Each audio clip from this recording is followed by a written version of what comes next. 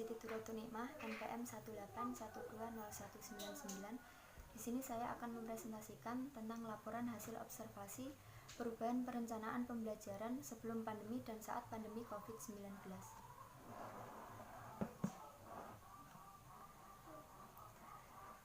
Tempat observasi yaitu dilakukan di rumah Bapak Mulyadi yang merupakan guru SDN Duangrawan, yaitu pada hari Senin 18 Mei 2020 pukul 9 sampai dengan 11.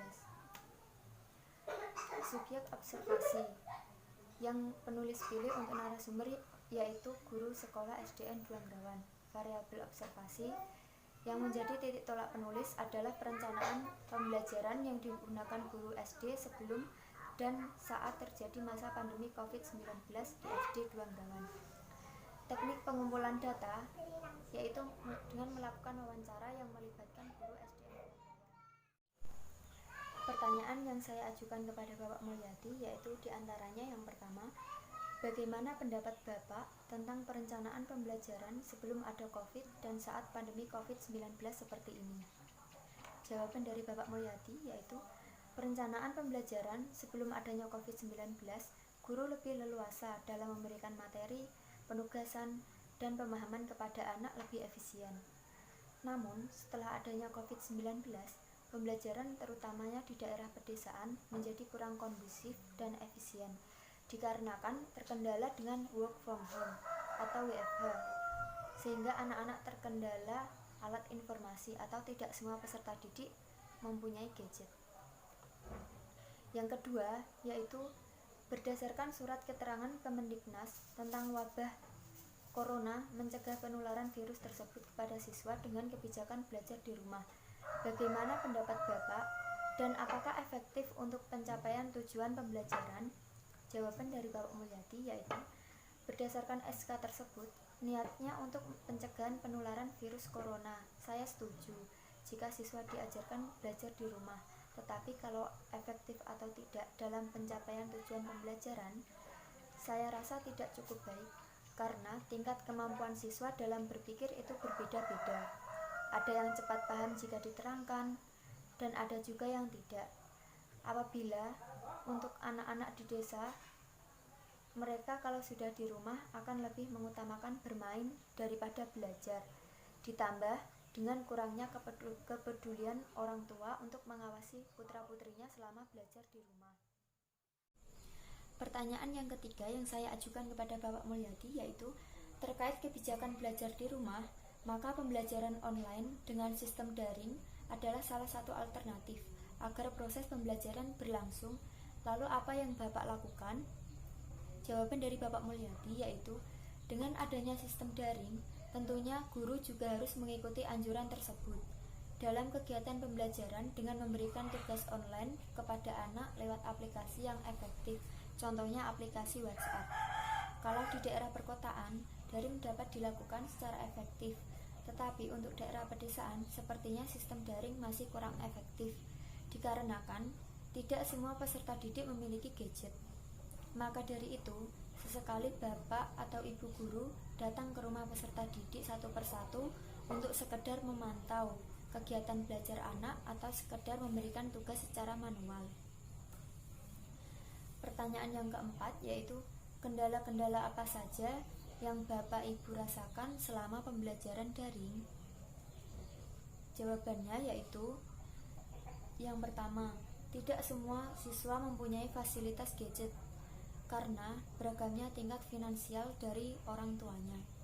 Yang kedua yaitu harus memulai dari awal untuk membuat siswa paham bagaimana cara pemanfaatan media elektronik tersebut yang difungsikan untuk pembelajaran daring.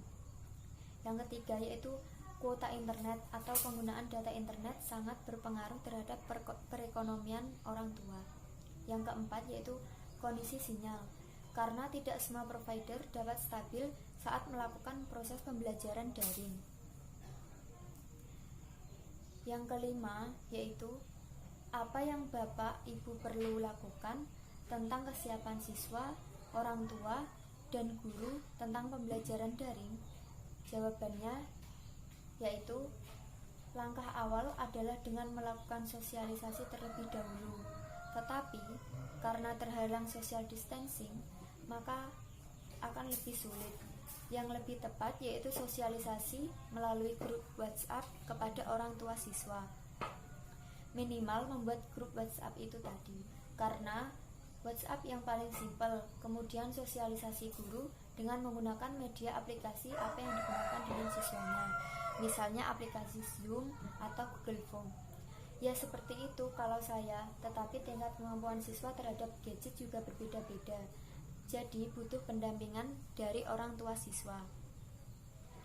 Yang keenam, yaitu sebagai ending proses pembelajaran, siswa harus mendapat nilai untuk menentukan keberhasilan belajar dalam 1 tahun pelajaran. Apakah naik atau tidak lulus, apa yang Bapak atau Ibu lakukan tentang perolehan nilai siswa, dan bagaimana teknik pengumpulannya.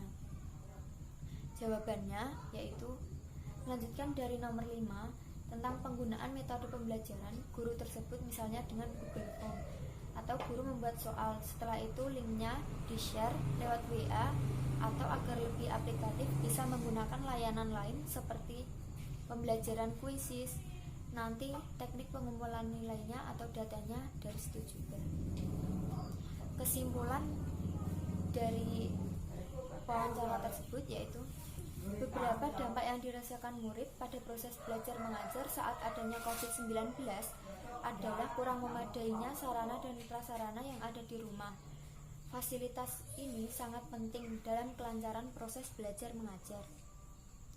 Sedangkan sebelum adanya COVID, guru dan murid melakukan proses belajar mengajar dengan bertatap muka secara langsung, sehingga murid lebih berperan aktif dalam pembelajaran. Dengan metode pembelajaran jarak jauh, membuat para murid harus beradaptasi dan mereka menghadapi perubahan baru yang secara tidak langsung akan mempengaruhi daya serap belajar mereka, dan juga pembelajaran daring ini kurang efektif jika dilakukan terutama di daerah pedesaan yang fasilitasnya kurang memadai. Saran dari wawancara tersebut bagi mahasiswa yaitu yang pertama, mahasiswa sebagai calon guru hendaknya mengetahui rencana pembelajaran yang baik jika suatu saat terjadi hal-hal yang tidak diinginkan yang mengharuskan siswa belajar dari rumah, seperti saat adanya pandemi COVID-19 seperti ini. Yang kedua yaitu mahasiswa hendaknya memperkaya diri dengan informasi seperti ini, sehingga dapat menambah wawasan tentang rencana pembelajaran seperti apa yang akan mereka terapkan ketika sudah menjadi guru. Dan saran bagi guru yaitu yang pertama, guru hendaknya harus mengetahui rencana pembelajaran yang tepat seperti apa yang harus diterapkan saat mengajar, walaupun dengan belajar di rumah seperti saat adanya COVID-19 seperti ini. Yang kedua yaitu guru hendaknya terus memantau kegiatan murid-muridnya yang belajar di rumah dengan berkomunikasi dengan orang tua dan mengarahkan orang tuanya agar mendampingi anak-anaknya saat belajar di rumah. Dan saran bagi penulis lain yaitu diharapkan mencari referensi yang lebih relevan sebagai bahan dalam membuat makalah guna menciptakan tulisan yang lebih bermanfaat, khususnya untuk bidang pendidikan. Sekian presentasi dari saya. Mohon maaf apabila ada salah kata. Wassalamualaikum warahmatullahi wabarakatuh.